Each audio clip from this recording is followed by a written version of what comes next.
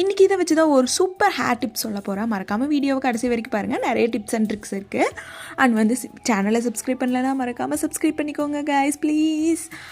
December மந்த்ஸில் ஊட்டி, கொடைக்கானல் எல்லா பக்கம் ஸ்னோஃபாலாக இருக்குது. ஈவன் என் தலையில் கூட ஸ்னோஃபாலாக இருக்குது. அந்தளவுக்கு பொடுகு வந்துருச்சு. இது அப்படியே விட்டுறோம்னா இருக்கிற 4 முடியை காணாமல் போயிடும். அதனால் வந்து இன்றைக்கி வந்து ட்ரை பண்ண ஸ்டார்ட் பண்ணிட்டேன். நான் எப்போ எனக்கு பொடுகு தொல்லை அப்படின்னாலும் இதை தான் நான் வந்து ட்ரை பண்ணுவேன்.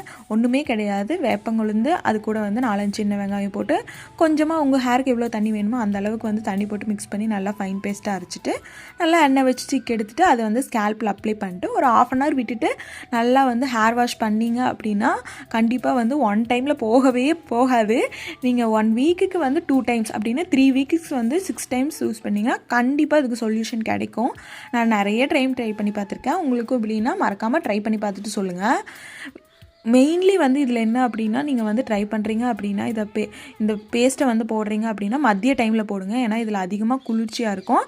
அப்போ தான் வந்து உங்கள் பாடிக்கு வந்து சளி பிடிக்காமல் இருக்கும். ஆஃப்டர் ஹேர் வாஷ்க்கு அப்புறம் இப்படி தான் ஹேர் இருந்தது. நீங்களும் ட்ரை பண்ணி பார்த்துட்டு சொல்லுங்கள். பாய்.